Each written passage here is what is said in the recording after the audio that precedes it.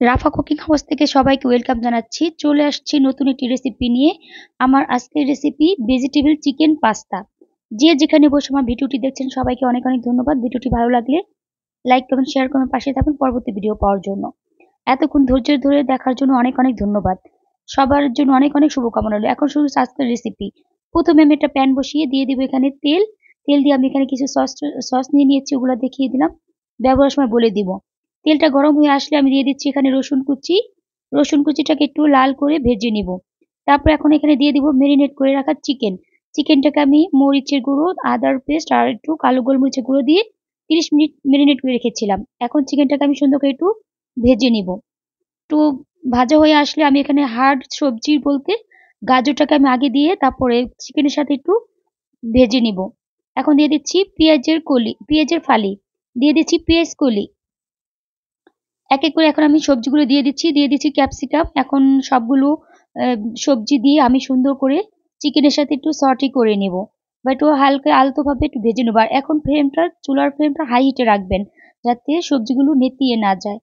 এখন আমি সবজিগুলো ভাজা হয়ে গেলে দিয়ে দিব এখানে কালো গোলমরিচের গুঁড়ো 1/2 টেবিল চামচ, দিয়ে দিচ্ছি চিলি ফ্লেক্স 1/2 টেবিল চামচ, দিয়ে দিচ্ছি সয়া সস 1 টেবিল চামচ, দিয়ে দিচ্ছি ওয়েস্টার্ন সস 2 টেবিল চামচ, দিয়ে দিচ্ছি টমেটো সস 2 টেবিল চামচ। সবকিছুকে এখন আমি ভালোভাবে সবজি আর চিকেনের সাথে একটু মিশিয়ে নিব। আর চুলার আঁচটা এখন হাই হিটলি রাখতে হবে যাতে এই ইয়ে না হয়, মানে সবজিগুলো নেতিয়ে না যায় বা সফট বেশি না হয়ে যায়, একটু কাঁচা কাঁচা থাকতে হবে। এখন সবকিছু দেওয়ার পরে এখন আমি দিয়ে দিচ্ছি বাঁধাকপি কুচি। আর বাঁধাকপিটাকে দিয়ে আমি একটু উল্টিয়ে পাল্টিয়ে নিব। এখন আমি দিয়ে দিচ্ছি ধুয়ে সিদ্ধ করে রাখা পাস্তা। আমি 80% সিদ্ধ করে নিয়েছিলাম, আর একটু তেল আর লবণ দিয়ে আমি 80% সিদ্ধ করে এটাকে ঝরিয়ে রেখেছিলাম। আর এখন সবকিছু দিয়ে ভালোভাবে চিকেনের সাথে সবজির সাথে সবকিছুর সাথে ভালোভাবে মিশিয়ে নিব। আর এখনো চুলার ফ্লেম হাইটে রাখতে হবে। দিয়ে দিচ্ছি একটু স্বাদ মতো চিনি, আর দিয়ে এটা যেহেতু রেস্টুরেন্টের স্টাইলে, আর রেস্টুরেন্টের স্বাদ পেতে হলে অবশ্যই একটু চিনি আর একটু টেস্টিং সল্ট দিতে হবে, তাহলে টেস্টটা খুবই ভালো আসবে। এখন সবকিছু আমি ভালোভাবে মিশিয়ে নিচ্ছি। আর দেখতে পাচ্ছেন কতটা সুন্দর কালারফুল হয়েছে। আর এখন আমি দিয়ে দিচ্ছি কিছু ধনিয়া পাতা কুচি। আর যেহেতু এখন শীতকাল, অনেক সুন্দর নতুন ধনিয়া পাতা বের হয়েছে, দিলে খুবই ফ্লেভারটা ভালো আসে, খেতেও ভীষণ ভালো লাগে। আর দিয়ে দিচ্ছি একটু টমেটো সস উপর দিয়ে। এখন আমি সার্ভ করে নিচ্ছি।